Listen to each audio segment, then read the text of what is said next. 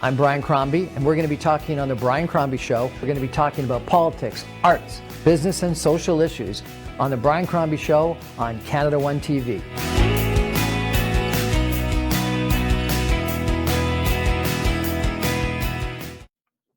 Well, good evening and welcome to The Brian Crombie Show on Canada One TV. I wanted to check back in with Hussein Amed. Hussein is the head of Yorkville Asset Management, an incredibly smart gentleman that takes a look at the economy very closely because he's obviously investing on not only his own money, but clients' money. And so, Hussein, how are you and what do you think of where we are in the economy right now? Thank you, Brian, and I'm happy to be here and talk to you about markets and economy. The economy looks like it's on the broad surface of things. It looks like it's healing itself from that horrible, let's call them March and April months, and that's on the back of substantial amount of liquidity being pumped into the market from central banks on a global basis, and monetary stimulus both in Canada, US, Europe, and major developing nations and even emerging markets have been pumping substantial amount of liquidity. However, this has long-term implications that are negative, but for the short term, for example, if we take a look at the US, and I speak a lot about the US, but Canada and US follow the exact same thing, that they've added more than $5 trillion into the economy. And what's quite interesting, for example, we've seen total income, this is from wages, salaries, unemployment insurance, actually increase at a level higher than pre-pandemic. So obviously, people are now, it's weird to say it, but people are making more money on the backs of a lot of free checks being given by the government. And therefore, that pushed retail spending back up higher in May and June. And now we're back at pre-pandemic levels. Now, so what's your assessment? Where did this come from? Is this because we've had mass unemployment, lots of layoffs, lots of furloughs? So is this because the government monies through unemployment insurance and wage subsidies, et cetera, are so remunerative that in fact people are making more money in aggregate? In aggregate, absolutely. What happened is they gave employers the ability to furlough employees. And as a result of that, the government picked up the paycheck through enhanced unemployment insurance. You add to that, they sent to every individual a check, regardless of he kept his job or lost a job. Every adult in the US, for example, received that paycheck. And then over and above, they gave breaks on, for example, mortgage payments. They gave breaks on student loan repayments. So with all these things, people ended up with having more cash in April and May than they had in January and February. And a lot of them went out and spent it because it's not necessarily a significant amount of cash that they will kind of save it, or some did, and that's why maybe we're seeing day trading activities increasing, but there was substantial amount of spending of that money. Now, things could start changing now as those programs were intended only for 4 months. And if you remember when we talked earlier, I said, look, you asked me about the fiscal stimulus. I said, depends on how you look at it.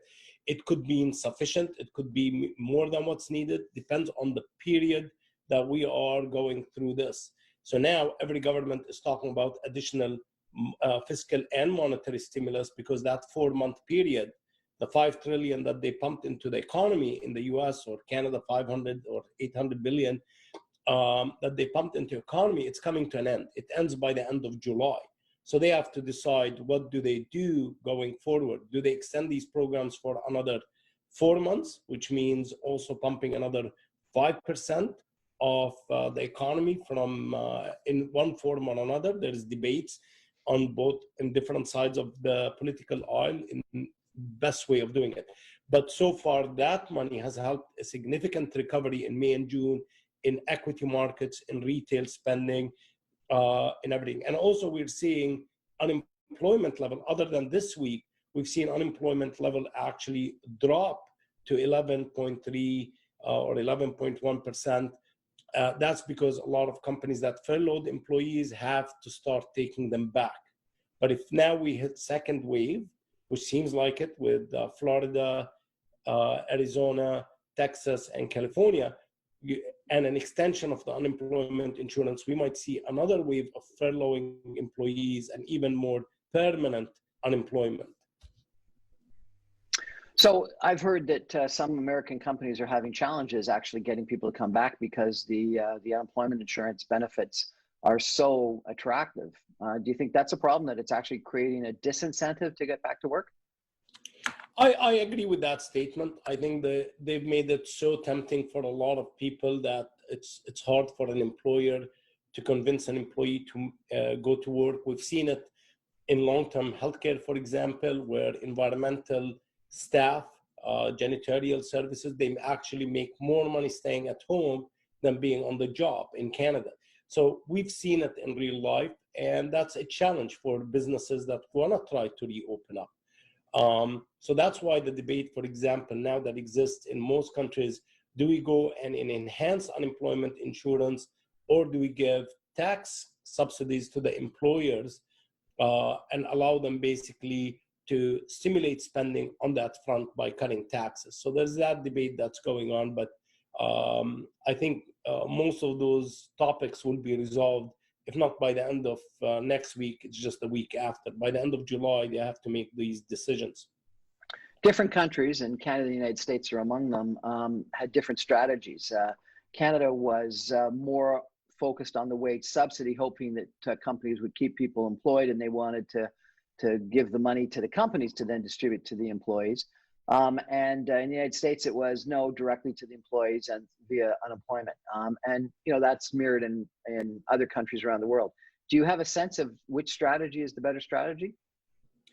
I think both have their successes and challenges in many ways. It's hard to tell on the short term. I, as an employer, would rather the subsidy to be given to an employer because we are more in touch in terms of what we need to do in that sense. But also I am cognizant of the fact that our unemployment insurance plans were already deficient before COVID-19. So the system that was designed in the 60s needs significant redevelopment. So that, I think that will be changing. But I think both programs had their successes and challenges. The last time we chatted, you were talking about a need for a dramatic increase in the fiscal stimulus. Do you still think we need that dramatic increase in the fiscal stimulus? I think yes. I think we're on one part I was right, on one part I was wrong. I think I'm right that the fiscal stimulus need to increase because from a mathematical point of view, when you impact the burden of the unemployment, the burden on companies, on projects, all this, there needs more in terms of spending from the government to pick up the slack that the business is now, or the consumer is not doing or is not spending in the way that they do. So in that sense, we were right. Where we were probably wrong, which is the questions that are being asked now, should we cut the checks directly to the consumer? Should we give the employer the incentives? Is it an enhancement to the Unemployment Insurance Act? Or is it cheap financing for businesses? So now that we can step back and take a look at it, we know two things: that the problem is not going away. We are seeing massive resurgence in cases in the southern part of the US and the western side. We have seen an increase in cases even in Ontario and in Alberta. So that second wave that we used to talk about that is going to come in November is coming earlier, but fortunately for us, we went through it first time around in March, or February and March. So now we can look back at it and assess these programs and decide which is better way. And I think a bit of there's never one way that is more accurate than the other. All these programs need to be looked at, measure their effectiveness, their contribution to the bottom line of the economy. But ultimately, the biggest challenge is employment. You need people to get back to work. You need people to earn their income, and that will help businesses, will help entrepreneurial drive. And I think that should be the main focus: is how do we get people back employed? If you just pay them to stay at home, it's a challenge. But also we do have another challenge on the personal front type thing. If you have somebody that has kids at home and there is no daycare, or they don't trust the daycare system to protect their kids, how could you send these parents back to work? So you have these challenges that we gotta find a way to overcome. So, you've mentioned twice now the resurgence in the United States. Let's talk about it. So, California, Texas, Arizona, Florida, Georgia, all opened up too early, some people would say right now. And frankly, they may have closed down too late as well. And the statistics are worrying. There are all-time high infections, all-time high mortality. The positivity rate on testing is above 20%, which some people describe as sort of breakaway infection rates in the community. And the ICUs are above 100, 130% capacity in some cases. Do we have to close down again there? I think those states were a little bit ahead of the science. And also earlier on, if you remember, I mentioned to you, we've been investing in healthcare for a good 25 years. And this virus is a little bit different than other viruses.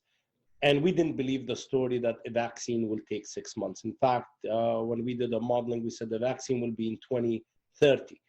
And then we said, okay, if they expedite everything, it will be 2022. And they're spreading hope, saying vaccine will be here by year end, maybe, but we doubt it. What these states did, they were ahead of the science. And at that time, the science indicated that this virus is not spread via air. It's not an airborne virus, or it doesn't stay alive on surfaces. Wearing a face mask is not required. Washing hands is the only thing that you need to do. Now we find out that, hey, it's not airborne. Definitely it's not airborne, but kind of it lives in the air for a little bit longer than they thought. It also lives on surfaces longer. You need a face mask whenever you're indoor, social distancing norms. So those states opened up before this kind of these discoveries, or these, they were on the initial assumptions when we knew little about the virus and how it's transmitted. And unfortunately now, they are living with the consequences of their actions, versus in places like, let's say, Canada, Ontario, or Alberta, where we took a more conservative stance, and we said, no, we're going to stay at home till we figure this out. And even now, we just have to open up because the economy needs to keep moving. We're not opening up because we think we're safe, or we're over it, or we're close to a vaccine. Versus those states, you'll find the spread of the virus is at a lower pace. The infection, the deaths has de-accelerated substantially, that you could start opening parts of the economy. So those states were wrong in jumping ahead of the science, and without the knowledge of the impact of face masks, social distancing, the use of hand sanitizers, all this. They assumed, they continue to function, that this is no different than any other virus. The death rates are similar. Why should we shut down? And now, unfortunately, the consequences of that for them is going to present a lot of challenges. So what do you think is the right public health and political decision? From an economic standpoint, clearly they would like, since they have reopened, they'd like to stay reopened. And I think that the concern's got to be that if I all of a sudden close these restaurants, close these businesses, close these facilities, close these offices down again, that people will lose confidence in the ability to go into life in a healthy manner. But if they don't close them down, they've got a risk of infections and mortality skyrocketing, the ICUs being overrun. So if you were governor of Florida or Georgia or California or Arizona or Texas, what would you be recommending today? I think those, they have to go back into the closure, partly for the containment effect, to contain it in such a way to flatten the curve. So they're facing what we, or New York, faced in March. So they have to go into the shutdown. Versus in other areas where they don't have to go to the shutdown, they just have to be careful and phase in things at a slow pace to allow the science to catch up with where we are. Because eventually we'll find out a lot more about this vaccine, or not the vaccine, sorry, about the virus, but also the ways we can treat it, or the ways we can help a patient recover faster. We don't necessarily have to find vaccine, but there's ways to handle the situation that is better than what we did in April or March. So if I was there, I would definitely go into that shutdown, because containment is the key priority at this stage. In one way, and closure is shutting down is might present a political problem, but it probably is the right thing to do, or else the cost will be substantial. You got to remember, there could be actually people like in Ontario, we've seen class action lawsuits against long-term healthcare operators, but there could be class action lawsuits against the government for not taking appropriate action. And we have cases in the past where somebody proved government has did not tell the truth, did not share information. We see settlements till today against government that actions that they did 10 or 50 years in the past. So there is a liability that does exist on the political infrastructure that they have to be careful. We're chatting tonight with Hussein Amed. He is the CEO of Yorkville Asset Management. We're going to take a quick break for some messages and come right back. Stay with us. Welcome to the Brian Crombie Show on Canada One TV. I'm chatting tonight with Hussein Amed. He is the head of Yorkville Asset Management.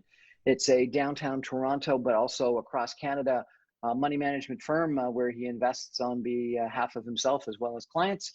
And he does these economic presentations a couple times a year that I've been honored to be invited to. And I have found him to be incredibly knowledgeable of what's going on in the economy, but also the implications of what's going on in the economy and the market. And so Hussein, we've talked a little bit about the economy, and we'll talk undoubtedly a bit more about it. But given what you've described in the economy and public health, how's the health of the markets today?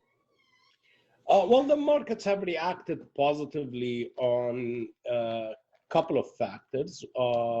One is the massive amount of fiscal and monetary stimulus, and basically the government giving a guarantee against the default of certain issuers. So if you're an investment grade issuer of debt before COVID-19, they're not going to let you go in default. Now, we've seen other companies like Hertz and others where they have to declare bankruptcy, but these were never investment grade to start with. So the S&P 500 generally reacted positively to that news, the massive amount of liquidity. The second thing is that they pushed interest rate across the entire yield curve to generational or historical lows. I think the 10-year Treasury is trading a little bit above 50 basis points, 0.5%. And when interest rates is low, and interest rate is the denominator in the discounted cash flow formula, you can get an inflation in stock prices. And that's what's happening. So stock prices moved aggressively higher from their March lows.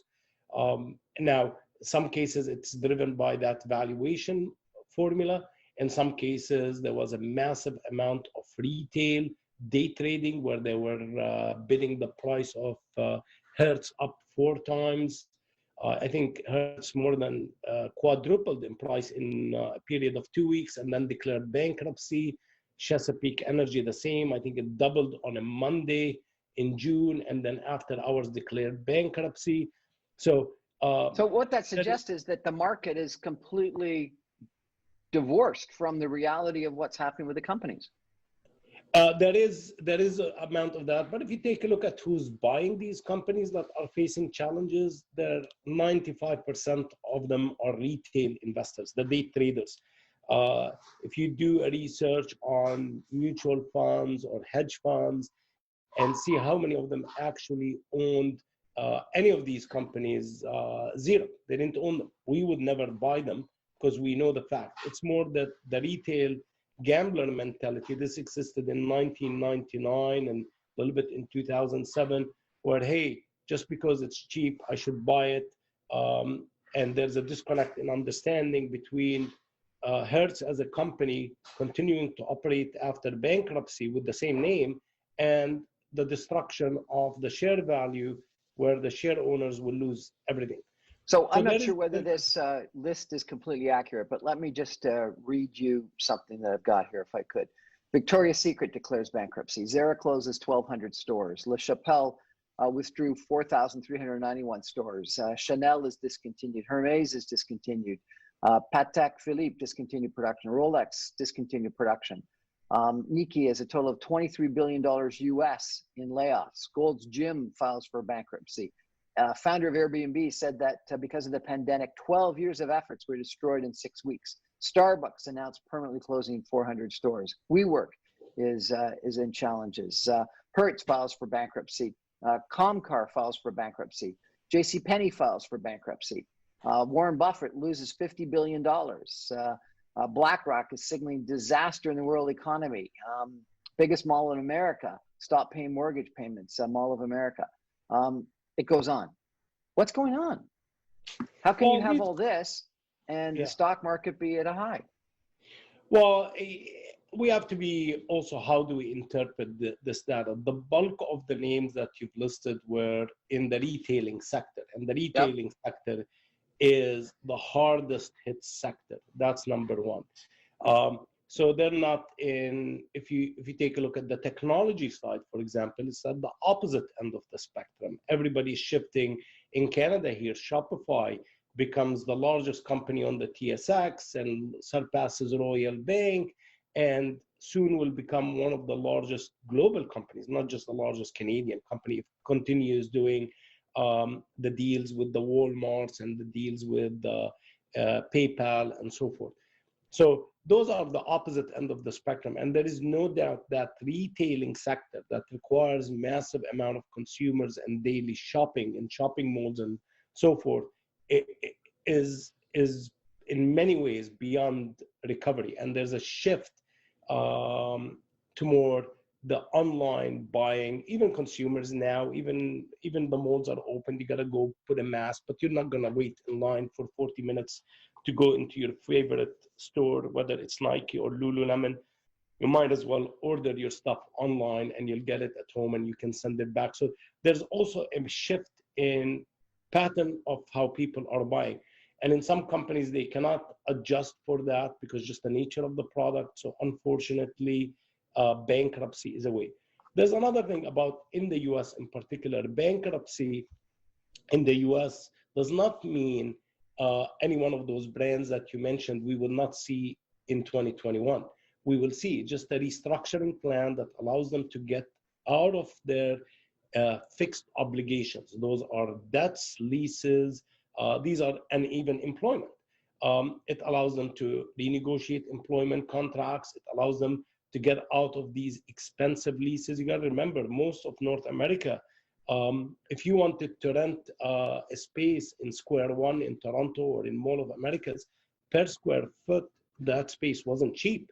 So if you want to get out of it, one way is that declaring bankruptcy. If you don't want to, if you have amassed a massive amount of debt and you have very low margin, operating margin in terms of the ability to generate cash flow, and now there is no sales, bankruptcy and restructuring the business and getting those creditors off your back is a way to go. So many of these companies you talked about, we will see again, but they're restructured. So it's not like they survived. It just, they tend to maintain their names.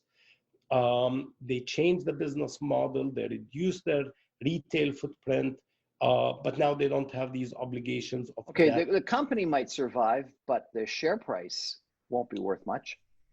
Oh, the share price is disappearing. But again, if you take a look at who owns these companies, you wouldn't find any of the good mutual funds or hedge funds owning any of these. I mean, we own Starbucks out of that list that you mentioned, but out of that entire list, we do own Starbucks. We continue to believe in their business model. But even with owning Starbucks, and I have to be very careful of when I mention a specific stock, but when the crisis started, we substantially reduced our allocation to Starbucks in February or March.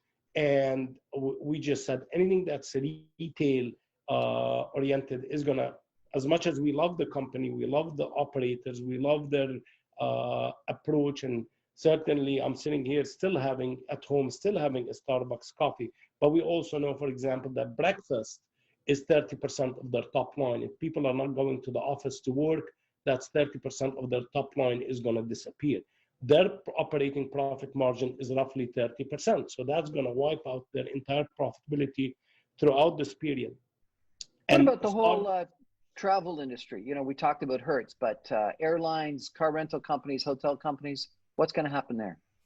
Yeah, we used to own a few. We've exited in the past month. We bought a little bit more, kind of the buy low, sell high from good operators.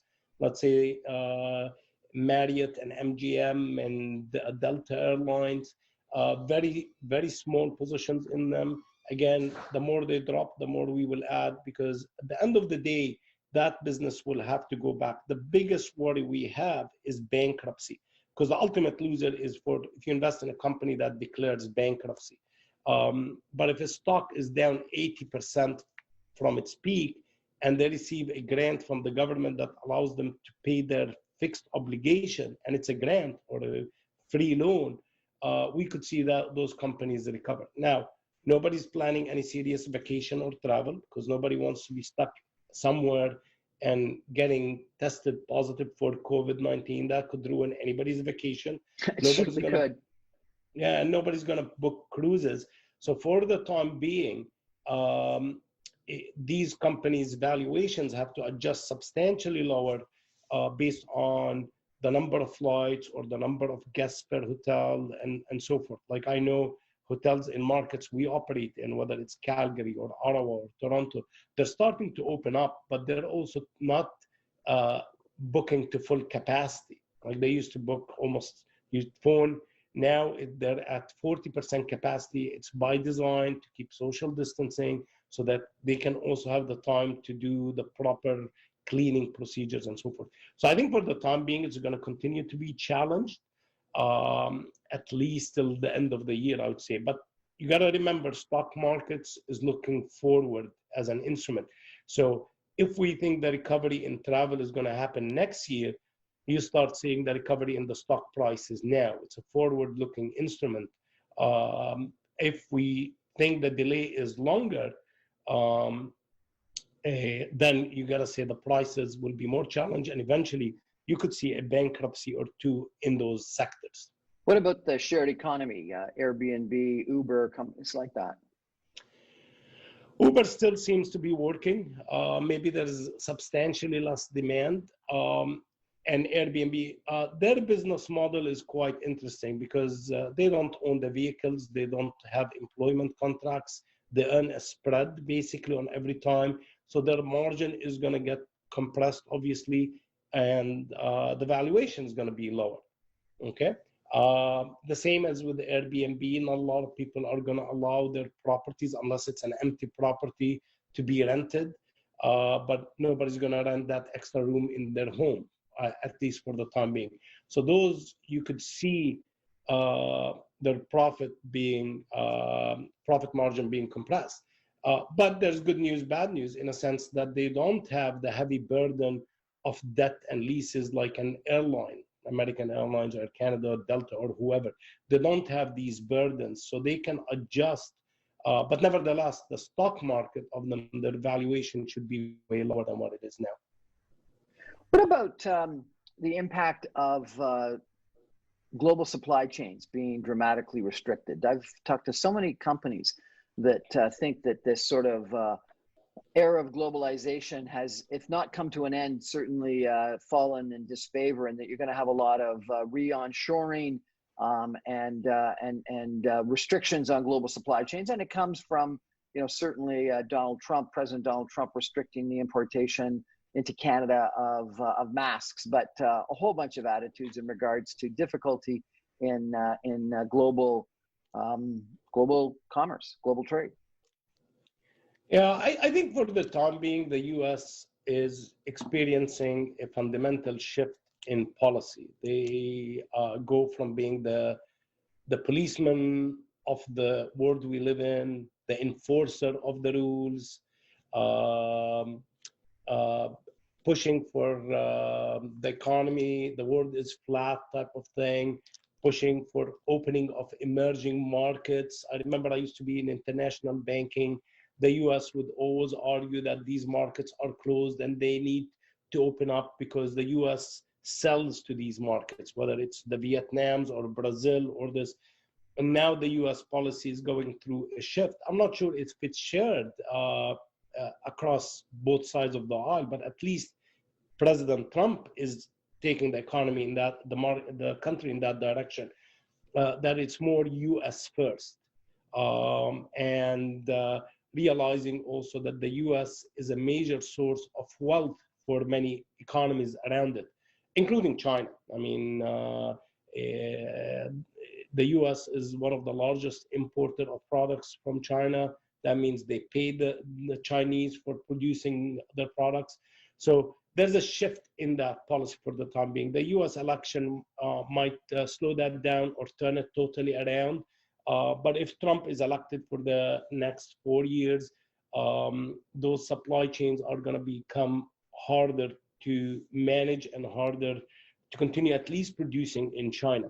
So there might be a shift. We're already seeing a shift from some manufacturing that was in progress or in plans in China being shifted to India, or being shifted to South Korea, or somewhere which is the cost of it is more expensive and in terms of the wages per hourly, per labor type of thing. So we're starting to see those shifts, but unfortunately, those will take another 10 years to go on. So we might see actually before the major shift, we might see that whole the foreign direct investment in other countries drop down substantially, which means emerging markets that were poor already will become poorer, because without developing nations investing in them and putting manufacturing facilities and employing people, even we could argue that it's they're not being paid fair when they're working for 60 cents an hour or $1 an hour. I don't know actually the exact wage, but we could argue that is not fair for that employee over there. But nevertheless, that $2 or $3 an hour is triple what they would get by being employed in their own company. Is concern about that impacted currencies of emerging markets and or emerging market funds? I think there is a massive shift a little bit in asset mix, and they mask it, at least among US fund managers, out of some of these emerging markets into more of the developed nations. But the problem is that it's also President Trump is making challenges also in transacting in Canada with France. Like he's also, other than their strategic ally, which is the UK, other than that, in most countries, he has presented numerous challenges. Like in Canada, NAFTA, for example, is scrapped, and whatever they put in place is going to get even worse if he gets elected. So it's going to become challenging for many countries. What's happening with gold? Well, we bought gold, can't remember the date, but I'm going to say in mid-late April. We have about substantial exposure to it. Big part of it, when you have interest rates at zero or close to zero, and you have an inflation, we've seen a little bit jump in inflation in the May and June. And you get flight to quality, you get, it tends to be supportive of the price of gold. Now, when we bought gold, it was in the 1600 level. Now it's 1800. And banks now are publishing that gold should be in the 2000. And the reason they're saying that is that in wave two, we could see further cuts to interest rates, further monetary stimulus, further destruction in foreign exchange in aggregate. And as a result, gold or precious metals in general is a good place to be. So just to finish up here, and this has been really interesting, Hussein, thank you so much. Are we in a recession, coming out of a recession, in a depression, coming out of a depression, or who knows until we get a vaccine? It's quite actually interesting, because we were talking today with our head of our fixed income, Rob Featherby, who's did an amazing job with our fixed income portfolios. And he was pointing out that the US or the yield curve was indicating that the US is heading into a recession before this pandemic. So kind of in August, September, there was an inversion in the yield curve, and it indicated that the US economy will head into a recession in the next 3, 6, or 8 months. Then you get COVID-19, and you get this massive amount of stimulus being pumped into the economy. So it kind of, it's like when you say the black ice, you can't see what's underneath that ice. And he's cautioning that, hey, things could go bad very quickly on different fronts. And that's why probably we see the shifts also in equity markets, that not all sectors are treated equally. We see kind of the heavy industrial, economic sensitive sectors not doing well, and there's a shift more towards the healthcare, the e-commerce, which is, in the case of there's a recession, they should do reasonably well. But I don't think we are in a recession at this moment in time from the classical definition. Probably we are, but I don't think that is going to be the biggest worry. But we have, if you look at the elements of a recession, we have massive amount of unemployment. I think we have about 16 million Americans now unemployed. Mind you, we could see a spike in that if they extend the unemployment insurance for another 4 months. We could see it go back to 25. We have substantial amount of discouraged unemployed, meaning people are not looking for a job anymore. That jumped quite substantially. So that's a challenge on one side. Sales and earnings are no longer as predictable as they were in the S&P, for example, as they were before, because every company is telling us something different about their forecast. So there's a lot of challenges. So we could slip into a recession very quickly. What could keep us out of a recession is further fiscal stimulus and monetary stimulus, which seems to be in the cards from the discussions that are happening this week, whether in Ottawa or Washington or London or Paris. Europe did a monetary stimulus early this week. I think it's in north of $800 billion. So I think the US is talking about $1 trillion and Canada similar amount, adjusted for population about maybe $100 to $200 billion. So I think without that stimulus, definitely we would slip into that traditional recession. Hussein Amed, head of Yorkville Asset Management, thank you so much. You had started out by saying that the stimulus was great in the short term, but long term it would create a problem, which I presume is way too much debt and austerity. But let's leave that for another conversation sometime on how we deal with it in the future. Absolutely. If people want to access your economic information and things like that, have you got a website they can go to? Yeah, yorkvilleasset.com. Everything we talk about, there is recorded podcast and webcast, and all that stuff is available online. Hussein Amed, Yorkville Asset Management, thanks so much for your time this morning. Thank you very much, Brian. Appreciate it. Well, that's the Brian Crombie Show for Canada One TV for today. Hussein Amed, head of Yorkville Asset Management. I really appreciate you joining us. Thanks so much. Good night. Hi, I'm Brian Crombie, and we're going to be talking on the Brian Crombie Show. We're going to be talking about politics, arts, business, and social issues on the Brian Crombie Show on Canada One TV.